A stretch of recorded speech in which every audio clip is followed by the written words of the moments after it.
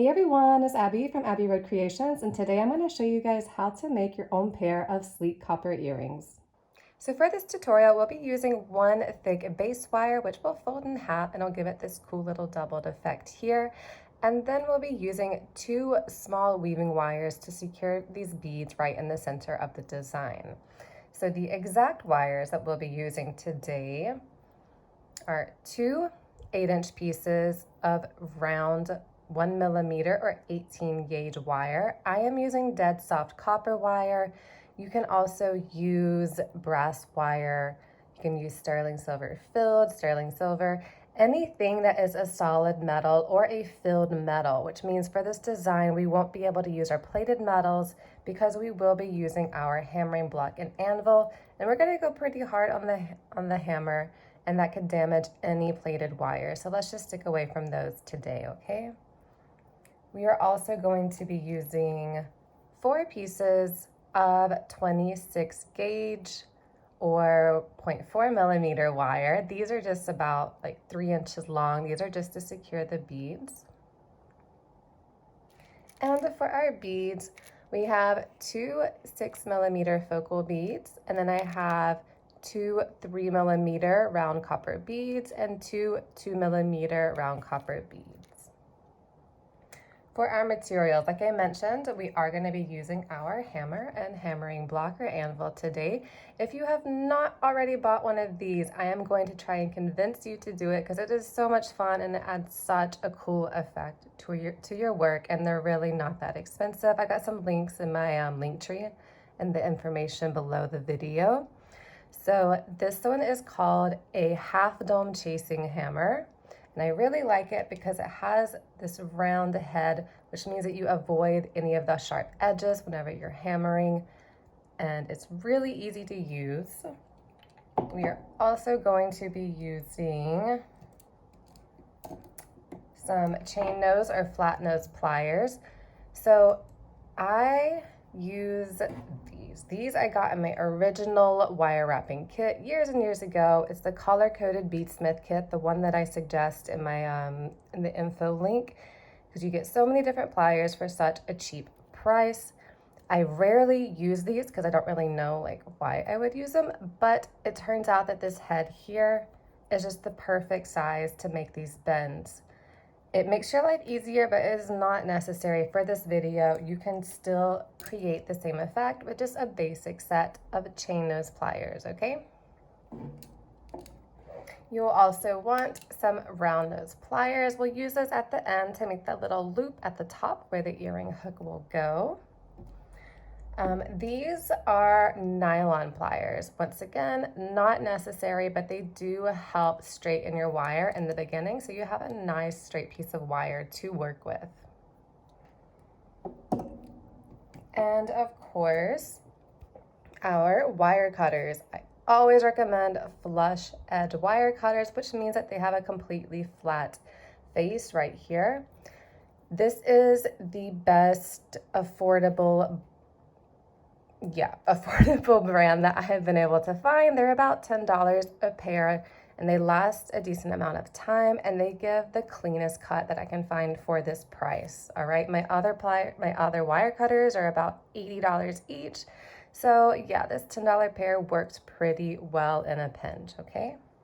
All right, so one other thing is that if you do not have this black pair from the color-coded beadsmith kit, or another set of pliers that is exactly 6mm wide, you're just gonna wanna grab a measuring tape and a permanent marker so that you can mark exactly where we want to make these bends in the earrings today. That way we'll all end up with the same thing, okay? All right guys, grab your tools and I'll meet you at the next step. Starting with these two 18 gauge base wires, we are going to grab approximately the middle. You can measure if you want, but I did give you guys a bit of leeway with the wire. There's a little bit extra to allow for mistakes. So I'm just going to estimate the middle point. And one thing you can do to make your life easier when making these earrings is grab both wires at the same time, and we can make all the bends at the same time. So if you have these pliers right here, go ahead and grab them. If not, grab your chain nose pliers. It's all right. We're just gonna make one simple bend in the beginning, okay? So just grab your wires firmly, and I just like to kind of push up with my thumb. You're gonna go for a little bit less than a 90-degree angle. It's all right if it's not perfect. We can always go back and adjust these angles a bit later, okay? I'm just gonna give it another little pinch on the other side. All right. So remember, if you are making both of these with these pliers, you can go ahead and continue. I am going to separate these for now, just so I can show the guys who don't have these pliers how to make these earrings using the marker and a measuring tape. So, sticking with the original pliers, and then I'll come back to you guys with the chain nose pliers, okay? All right, so then we have that. It was a little less than 90 degrees. Just go ahead and keep working into a diamond shape, okay? We're gonna pick the pliers up, move them to the other side,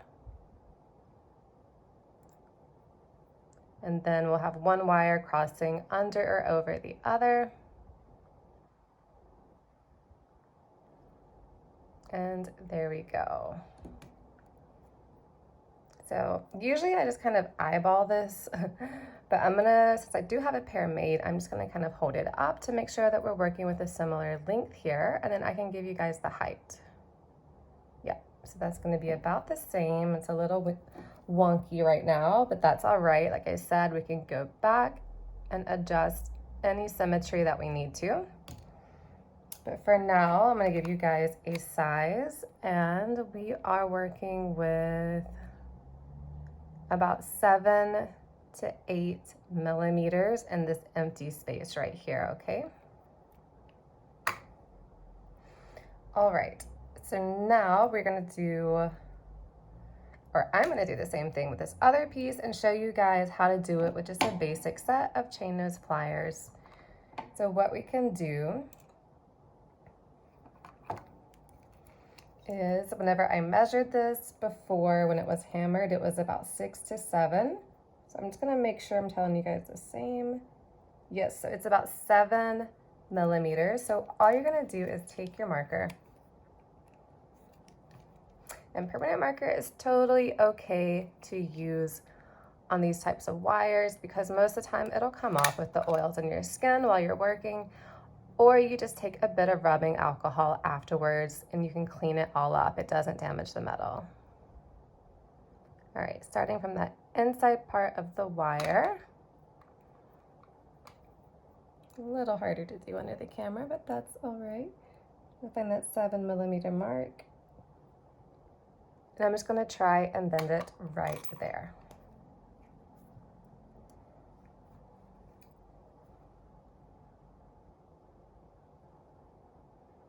Okay, so I just placed my pliers like a tiny bit below, because you got to keep in mind that the wire is a bit thick. Maybe a little more. And if it's not perfect, that is totally fine. This is really not the most important part of the design. You do want it to be between 6 to 8 millimeters in accordance to the size of the bead that you're using. So there we go. From here, even though I'm tempted to eyeball it, I'm not gonna be lazy, and I'm gonna get my little measuring tape back out. And we're gonna do the same thing on this side. All right, so about 7.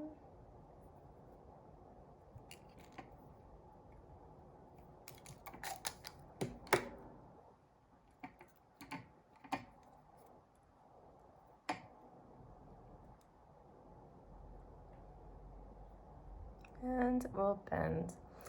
So one thing that I like to do when making these earrings is to change which wire is on top. So now I'm realizing that this one, the right wire is on top. So for this one, I like to put the left wire on the top just to kind of switch it up a bit and create some balance in the earring design.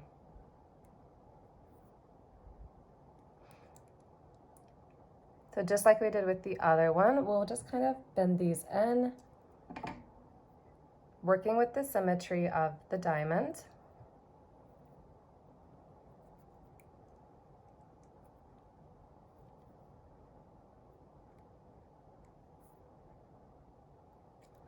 Remember to always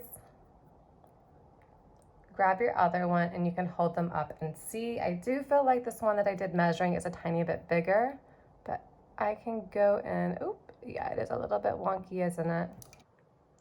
So to fix this little side that's longer than the others, I am just gonna grab my chain nose pliers, and since we're working with a solid metal and I don't have to worry about scraping the plating off, I can just kind of work my pliers in there and just kind of pinch.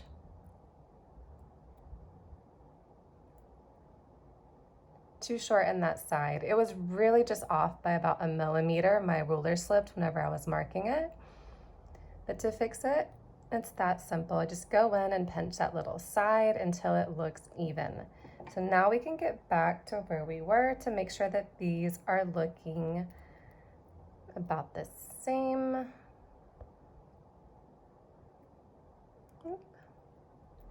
So we're just gonna try and lay one on top of the other to make sure that they're looking the same. This goes a lot quicker whenever you use those other pliers, just because you can do all of these steps about the same time. Oh, I am struggling this morning. All right, so they look pretty similar. It's just this back side is a tiny bit taller. So I am just going to pull those wires in a bit more before we get started.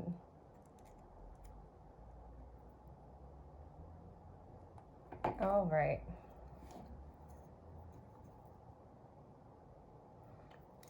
So you can give them one last look from about a bit of a distance just to make sure that they're looking all right.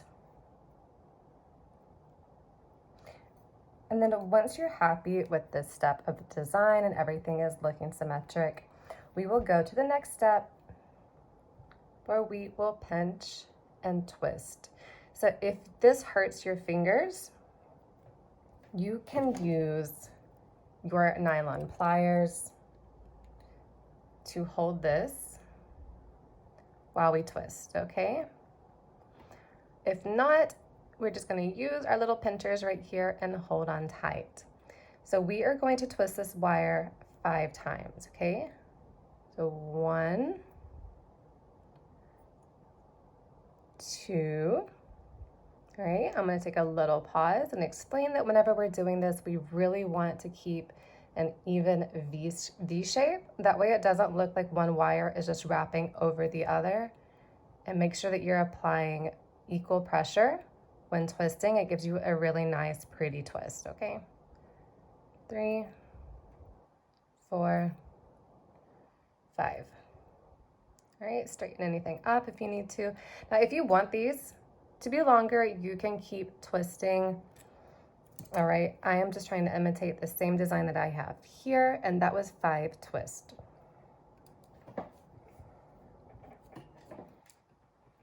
All right, working with this other one.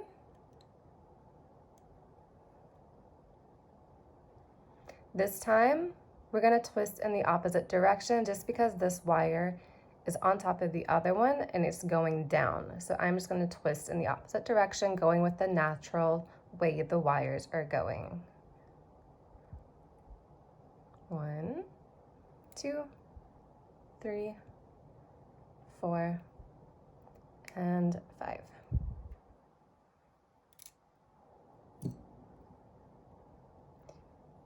Right, take a little look, make sure you like everything and everything is straight, because now we are going to grab our little anvil or hammering block and our hammer.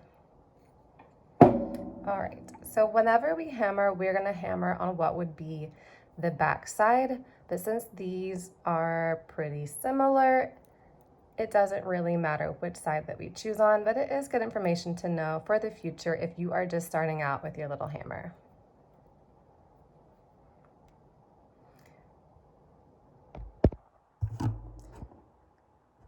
So whenever I'm hammering, I'm going to want to keep my hammer moving.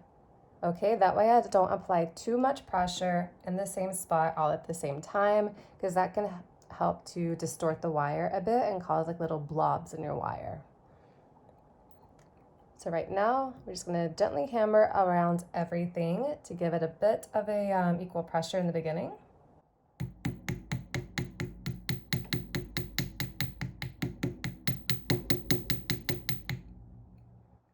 Okay. And now we are really going to beef things up, because I do want this to have a heavy hammered design, especially on this wire base right here.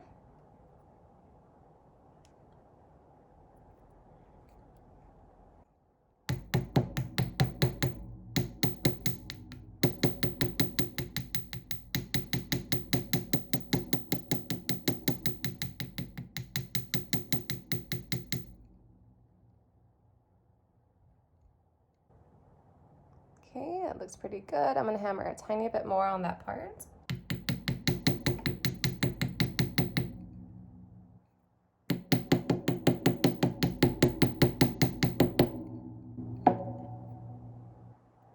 All right, so I think that looks perfect for me. It's all up to personal taste. If you want more or less hammering, that is up to you guys. Go for it. All right, so we will do the same thing with this next one, and then I will meet you guys back at the next step. All right, we are almost finished with our frame. Right now, we are just going to get rid of these excess wires. If you feel inspired to play around with these, please, please, please go for it. Follow your intuition. If you want to kind of bend them down, do some swirls or something, I highly recommend it. Those are some of my favorite moments when I'm doing tutorials. It's whenever I feel inspired to kind of go off the path. But for you guys that want to stay on the path with me, we are just going to fold this wire, the one that is on top, okay, in the natural direction it wants to go. Just kind of bend it back.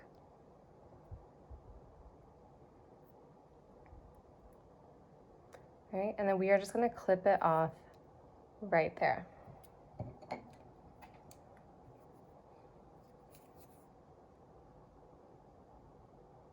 Okay, and I'm kind of holding on to this wire so it doesn't fly off.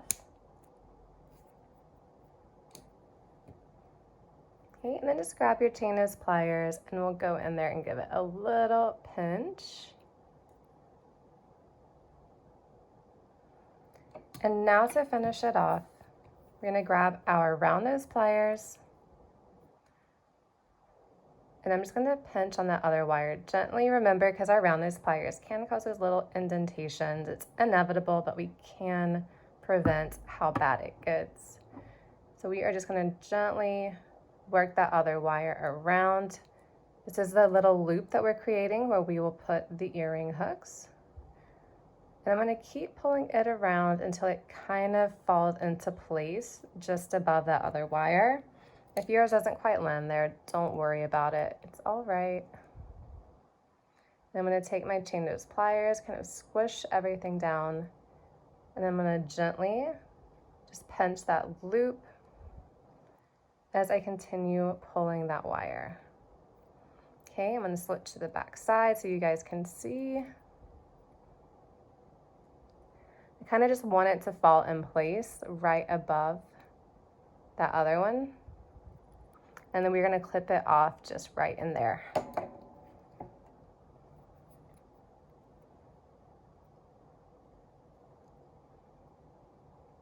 There we go.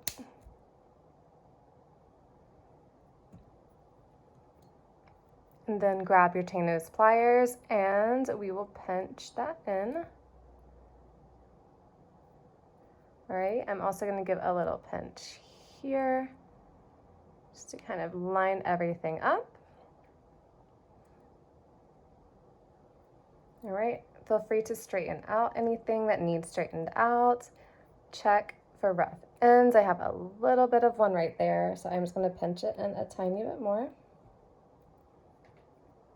All right.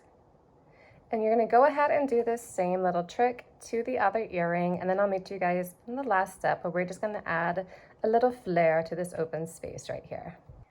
Grabbing one of those small weaving wires, we are going to start by placing it just on top of the frame, maybe with like about a 1/2 inch or so till. And what we're gonna do is we're going to wrap it around towards the top. And you can use your chain nose pliers for this because it can be kind of itty bitty and annoying. And since we won't be using the rest of this wire, there is no risk in damaging it with our pliers. So I'm just pinching right here with my left hand, and I'm just going to pinch that tight, and we're going to wrap 3 times going up here towards the top of that little diamond.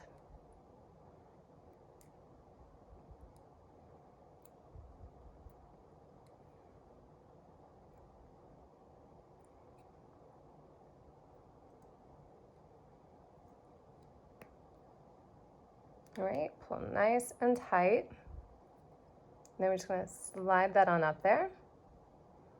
We can go ahead and clip off that little edge. We want to clip it off as close as we can.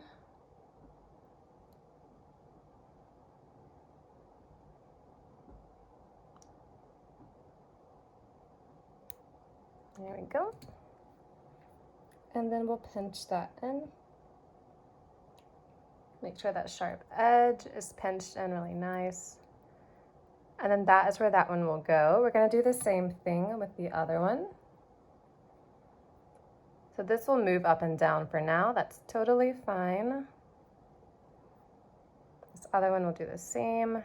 Just kind of hold it about halfway down, and we'll curve that wire around so that we can guide it through the top part of that diamond.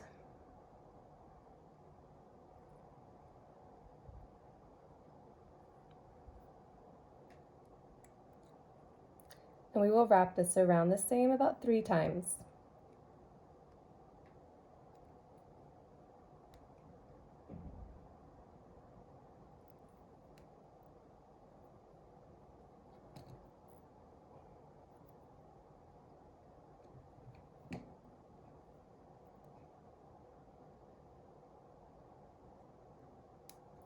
Cut that off, and we will also pinch that wire in. And we're going to slide both of these up so they're in the same spot right there. I'm just going to run these wires through my fingers a bit, work out any kinks.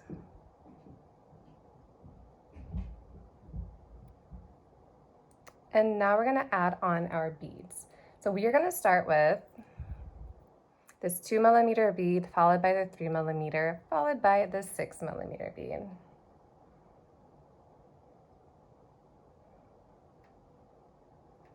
So just bundle those 2 little ends together.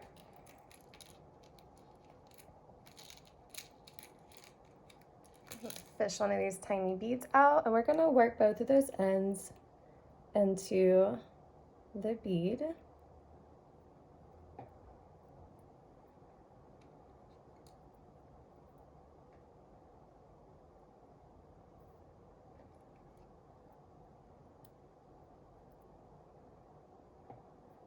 All right.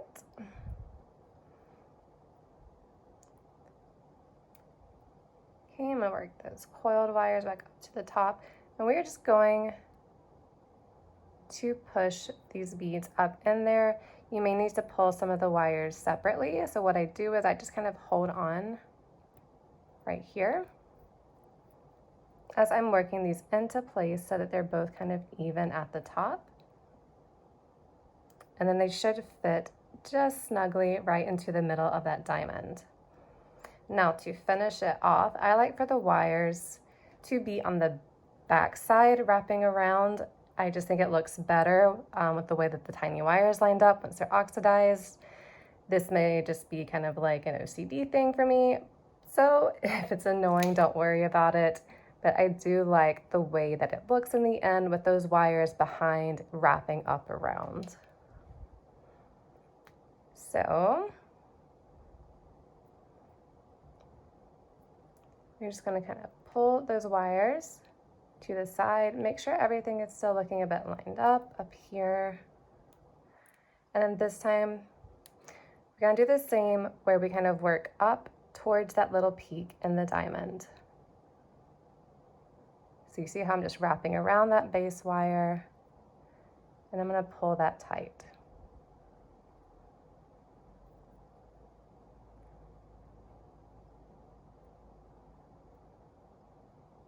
Okay, I'm going to go ahead and do it once on the other side just to make sure that the tension is going to be even before I wrap it a few more times.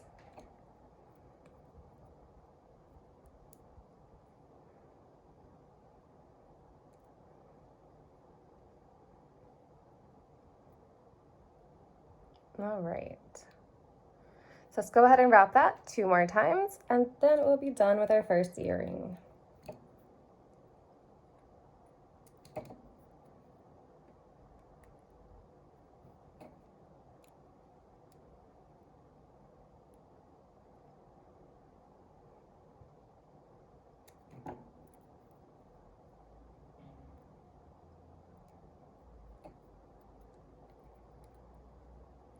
Okay, whenever you're wrapping these, just make sure that those coils stay neatly lined up. You don't want one crossing over the other.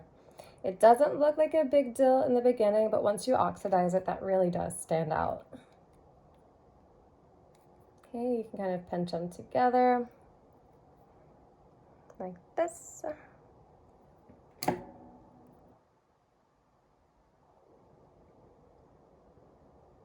All right, guys, just make sure everything's looking good. I'm going to give this one final tug on the back.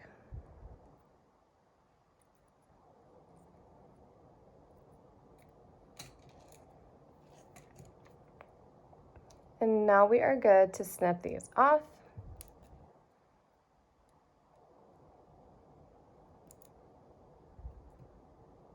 And pinch them in.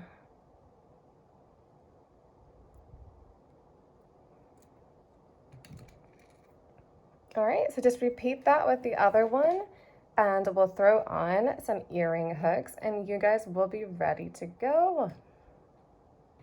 All right, so if you want to get this really cool antique look effect, this is called oxidizing, and in order to do this, we use a liver of sulfur gel or powder. I'm a fan of the gel.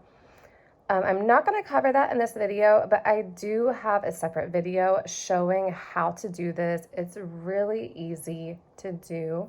I'm going to put a link up here at the top to show you guys how to do that. And yeah, if you have any other questions, please feel free to let me know in the comments, and please share your photos with me on my Instagram at Abbey Road Jewelry. I love to see what you guys create.